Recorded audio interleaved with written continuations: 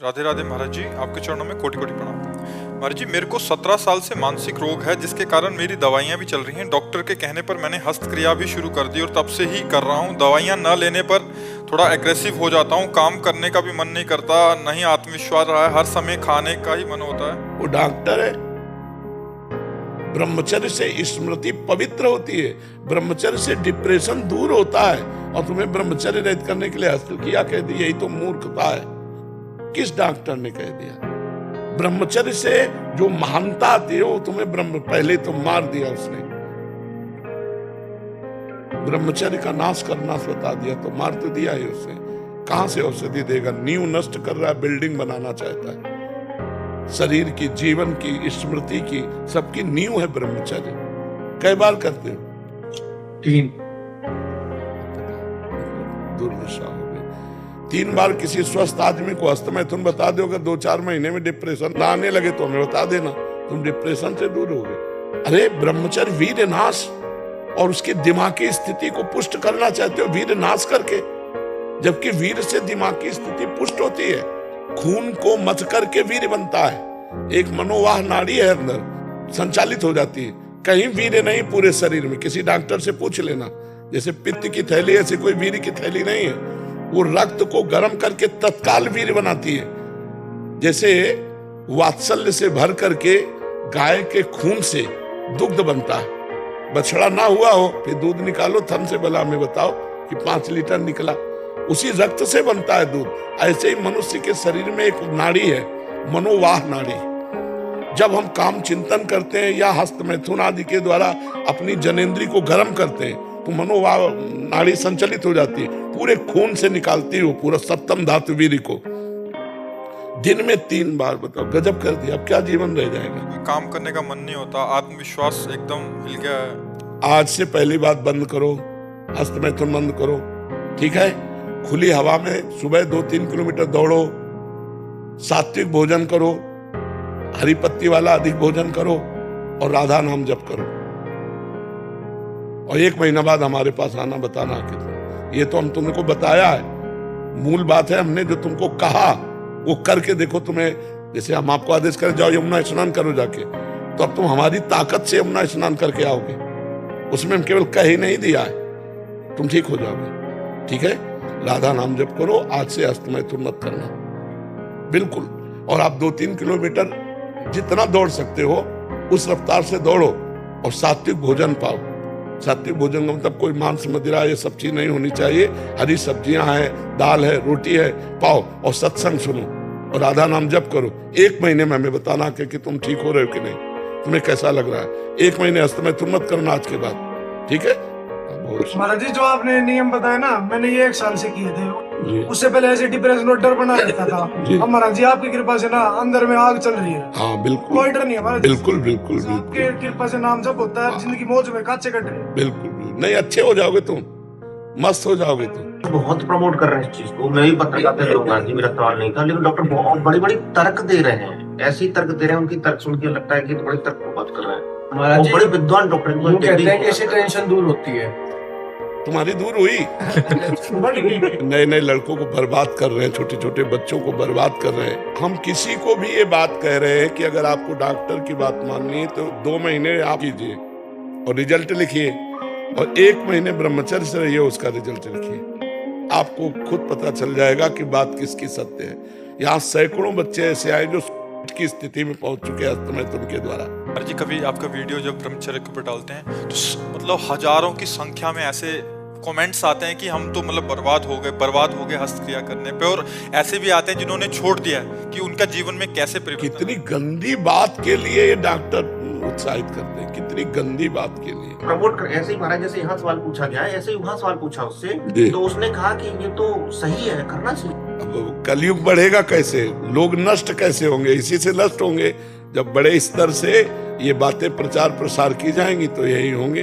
अब ये कोई फिल्म थी, लड़के ने बताया कि फिल्म से उत्साह बना हस्तमैथुन करने का। जब हस्तक्रिया से हम घर्षण करते हैं तो मूत्रेंद्रिय की जो नस नाड़ियां होती हैं वो इस कोट की हो जाती है कि कुछ दिन के बाद फिर वो संतान उत्पन्न करने की क्षमता ही नष्ट हो जाती है। जरा सा चिंतन हुआ वीरपात हो गया, जरा सा छुए वो वीरपात हो गया। जो गृहस्थी धर्म वो उसकी योग्यता ही खो देता है। और चिड़चिड़ा स्वभाव हो जाना, कमर में दर्द होना, घुटनों में दर्द होना, किसी बात को सोचकर ही भार लगना, किसी बात पर घुस नहीं पाना, ये बहुत सी कमियां आ जाती है। और कैसे डॉक्टर यार की ऐसी बातें करते हैं। महाराज जी एक तर्क ये है कि नोबेल पुरस्कार यहूदियों के पास है, आप भारतीयों के पास नहीं है। यार आध्यात्मिक पुरस्कार क्या यहाँ से मिलेगा? क्या आध्यात्मिक पुरस्कार भगवान से मिलता है। आध्यात्मिक पुरस्कार क्या आप आध्यात्मिक पुरस्कार के विषय में जानते हैं क्या?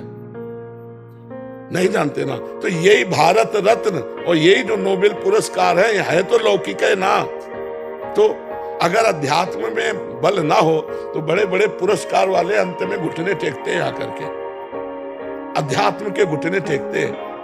देखो शराब पीना, व्यभिचार करना, इसमें मन लगेगा, लेकिन शराब ना पीना, व्यभिचार ना करना, इसमें मन नहीं लगेगा।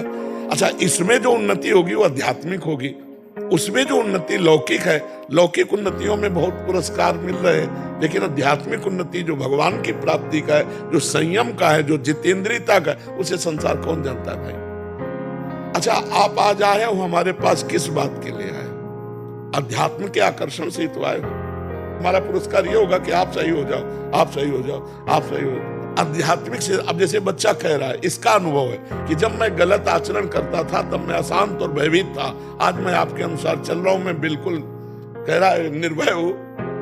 तो ये बात अब निडरता का, उसकी आध्यात्मिकता का, अब इस बात को तो संसार नहीं जानता है ना। जितेंद्रियता का, जिसके निकालने में इतना सुख है उसको रोकने में कितना सुख होगा, इस बात को कैसे कोई समझे। महाराज जी नाम बल से हुआ है, सच बता रहे। आपने जो बोला राधा राधा रटो, अपने पास की कुछ नहीं थी। अगर राधा राधा रटते रहे ना अपने आप, पता नहीं क्या होता है, सारी गलत चीज छूट गई महाराज। बिल्कुल बिल्कुल छूट जाएगी, बिल्कुल छूट, और आप ठीक हो जाओगे। यही बात आप कहोगे जो ये बोला, बस आप बिल्कुल चलना हमारे कहने के अनुसार। तो ये जो बाहर के पुरस्कार है इनको मत देखो भाई, आप देख लेना, हमारी बात मान लेना। 1 महीना में आपका परिवर्तन न हो तो हमें बताना, ठीक है? पर जैसा हम कहें वैसा करना। तुम उचित दवाइयां लेते रहो, हस्त मैथुन मत करना, और ये खाओ पी के दौड़, फिर धीरे धीरे दवाइयां फिर छोड़ देना। 1 महीने में अगर लाभ मिले आपको तो हमें बताना। बड़ी हिम्मत है महाराज जी, उन्होंने पूछ लिया।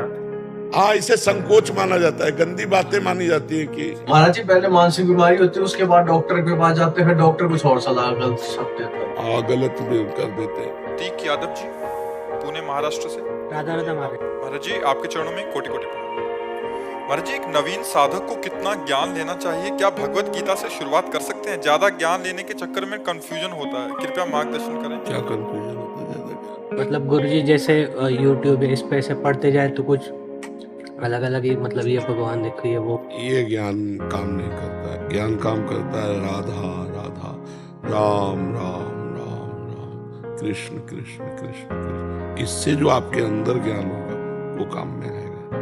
ये सब बाहरी ज्ञान तो केवल बौद्धिक स्तर से आप सुनेंगे, दूसरों को सुना देंगे, लेकिन जो काम क्रोध आदि पर विजय प्राप्त करना है वो आप इससे नहीं कर पाएंगे। नाम जप करें, साधना करें, आराधना करें, उससे जो ज्ञान होगा वो हम विजय प्राप्त कर लेंगे माया से।